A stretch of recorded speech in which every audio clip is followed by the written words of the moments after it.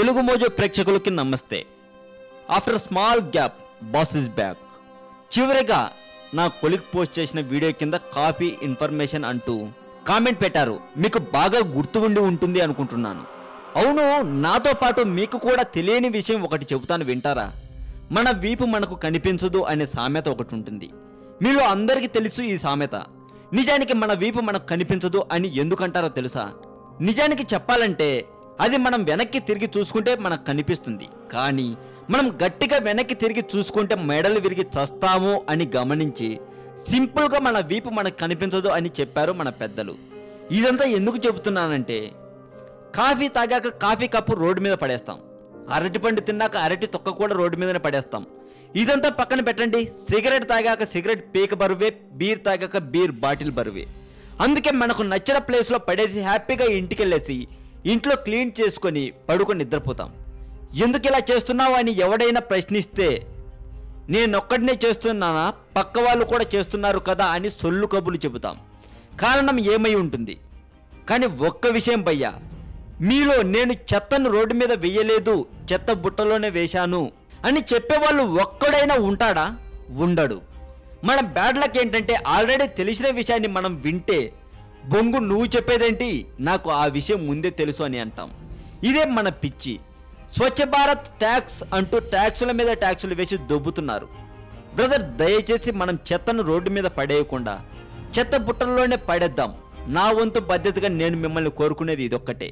ఇదంతా చూశాక కూడా ఎవడో ఒకడు ఏంటి నీ చెత్త సొల్లు అని కామెంట్ పెడతాడు, నాకు తెలుసు. ఇదంతా చెప్పిన మీరు సాటిస్ఫై అవ్వకపోతే, మీకు కొత్తగా కావాలనిపిస్తే నేను ఒక ప్రశ్న వేస్తాను, కామెంట్లో సమాధానం చెప్పుకోండి. రామాయణంలో ఉన్న రాముడు భారతంలో భీముడై ఉండి ఉంటే ఏమి జరిగేది? ప్రశ్న మరొకసారి వినండి. రామాయణంలో ఉన్న రాముడు భారతంలో భీముడై ఉండి ఉంటే ఏమి జరిగేది? కొత్తగా అడిగా కదా, మరి కొత్తగా ఆన్సర్ చెప్పే దమ్ము మీకుంటే ఆన్సర్ చెప్పండి. ఇక ఆలస్యం ఎందుకు, మీ ఆన్సర్ని కామెంట్ రూపంలో పెట్టండి.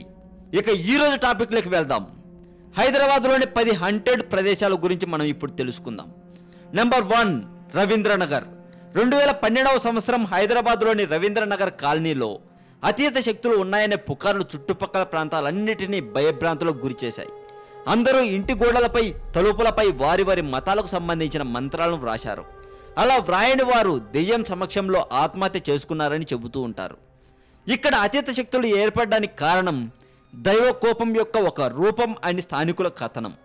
Number 2, road number 12, grave yard. Banjara Hills. హైదరాబాద్లో విలాసవంతమైన ఖరీదైన ప్రాంతం బంజారాయిల్స్. మరి అలాంటి బంజారాయిల్స్లో కూడా పుకార్లు లేకపోలేదు. రోడ్ నెంబర్ 12 గ్రేవ్ యార్డ్ మార్గంలోని విద్యుత్ దీపాలు వాటంతటా అవే స్విచ్ ఆఫ్ అయిపోతాయని, రాత్రిపూట వాహనాలు ఆ మార్గం గుండా వెళితే పంచర్ అయిపోతాయట కూడా అని ఒక టాక్ ఉండేది. మీరు ఈ టాక్ ఎప్పుడైనా విన్నారా?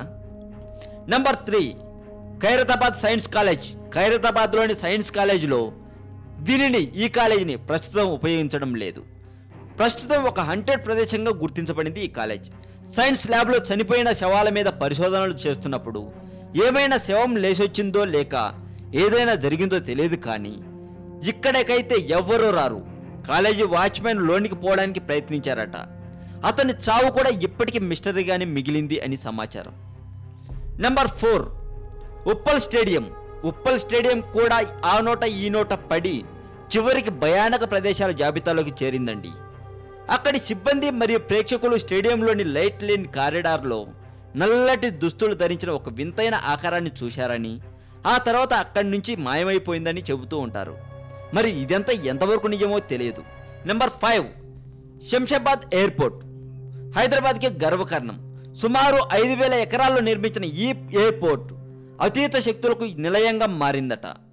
ఎయిర్పోర్ట్ నిర్మాణం ముందు వివాదాల సమయంలో కొంతమంది మరణించారని, వారి ఆత్మలు అక్కడే తిరుగుతున్నాయని చెబుతున్నారు. ఒక మనిషి 360 డిగ్రీలు తన తలను తిప్పుకొని కూర్చున్నట్లు మరియు రన్వే మీద తెల్లని చీర కట్టుకుని ఒక మహిళ డ్యాన్స్ చేసుకుంటూ తిరిగినట్లుగా అక్కడి వీడియోలో దృశ్యాలు కనిపించాయని పలు రకాలుగా చెబుతూ ఉంటారు. నెంబర్ 6, ఎర్రమంజిల్. హైదరాబాద్లోని ఎర్రమంజిల్లో తలలేని మనిషి ఆత్మ ఒక ఇంట్లో ఉందని పుకారు ఉంది. ఆ ఇంటి మీద తనకున్న మమకారం చంపుకోలేక ఆ మనిషి ఆ ఇంట్లోనే చనిపోయినప్పటి నుండి ఇప్పటి వరకు తల లేకుండా ఆత్మలా తిరుగుతున్నాడని స్థానికుల కథనం ఉంది. నెంబర్ 7 డెడ్ లక్ గర్. సుమారు 40 సంవత్సరాల క్రితం 1.5 లక్షలు పెట్టి డెడ్ లక్ గర్ నిర్మించారు. అపార్ట్మెంట్లోని అన్ని ఫ్యామిలీలు కొన్ని సంవత్సరాలు బాగానే జీవించారు. కానీ ఏమైందో ఏమో తెలియదు, కానీ ఒక్కసారి అన్ని ఫ్యామిలీలు ఒకేసారి గొలుసుల వల్లే లైన్గా చనిపోయారు. కానీ చుట్టుప్రక్కల వారు ఇప్పటికీ ఈ అపార్ట్మెంట్ నుండి వింతైన శబ్దాలు వినిపిస్తున్నాయని, ముఖ్యంగా అమ్మాయి దీనంగా ఏడుస్తున్నట్లు శబ్దం వినిపిస్తుందని చెబుతుంటారు. ఇది కూడా ఎంతవరకు నిజమో మాత్రం తెలియదు, కానీ వార్తలు మాత్రం వినిపిస్తున్నాయి. Number 8 Ramoji film city. హైదరాబాద్లో రామోజీ ఫిల్మ్ సిటీ ఒక గొప్ప పర్యాటక ఆకర్షణ. కానీ దీనిని కూడా ప్రేతాత్మల నిలయం అంటూ ఉంటారు. విశాలంగా నిర్మించబడిన ఈ గొప్ప ఆకర్షణ ఒకప్పుడు నిజాం సుల్తానుల యుద్ధభూమి. అక్కడ మరణించిన సైనికుల ఆర్తనాదాలు నేటికే అక్కడ ప్రతిధ్వనిస్తూ ఉంటాయని చెబుతారు. ఇక్కడి హోటల్స్లో ఎన్నో వింత సంఘటనలు జరుగుతూ ఉంటాయట. షూటింగులు జరిగేటప్పుడు మిస్టరీగా వాటి అంతటా అవే లైట్లు ఆరిపోతాయని, అక్కడ ఉన్నవారిని ఎవరు తోసేసినట్లు అనిపిస్తుందని కొందరు చెబుతూ ఉంటారు. ఇది ఎంతవరకు నిజమో మరి తెలియదు. నెంబర్ 9 గోల్కొండ కోట. గోల్కొండ కోట హైదరాబాద్ చరిత్రకు నిలువెత్తు సాక్ష్యం. ఇక్కడ కూడా అతీత శక్తులు ఉన్నాయని వాదన లేకపోలేదు. దొంగలు ఈ కోటలోని సంపదను దోచుకోవడానికి వచ్చి అక్కడి వింత రూపాన్ని చూసి ఆత్మలుగా మారాలని తెలుస్తుంది. కోటలోని తారామతి బారాదరి వద్ద వేశ్యరాణి సంచరిస్తున్నట్లు పుకార్లు కూడా ఉన్నాయి. నెంబర్ 10 కుందన్ బాగ్ విచెస్ లేర్. కుందన్ బాగ్లో అంతు తెలియని మిస్టరీ ఇప్పటికీ అలానే ఉంది అంటూ ఉంటారు. ఒక దొంగ ఆ ఇంట్లో ప్రవేశించినప్పుడు అక్కడ 3 శవాలను గుర్తించాడు. అప్పటికే ఆ శవాలు చనిపోయి 3 నెలలు కావస్తున్నాయి. కానీ స్థానికులు ఆ తల్లి 2 పిల్లల్ని మొన్ననే వీధిలో తిరుగుతుంటే చూశామని చెబుతున్నారు.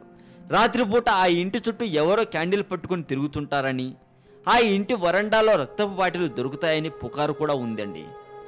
మేము అందించిన ఈ సమాచారం మీకు నచ్చినట్లయితే ఈ వీడియోని లైక్ కొట్టండి. ఈ వీడియో కింద మీ ఒపీనియన్ని కామెంట్ రూపంలో చెప్పండి.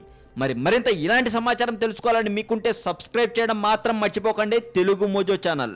కొత్తగా ఏదైనా చెప్పు అని అడిగారు కదా, నేను అడిగిన ప్రశ్న, రామాయణంలో ఉన్న రాముడు భారతంలో భీముడై ఉంటే ఏం జరిగేది? ఈ ప్రశ్నకు కొత్తగా మీరు సమాధానం చెబుతారని ఆశిస్తున్నాను. ఇక ఆలస్యం ఎందుకు, కామెంట్ రూపంలో చెప్పండి.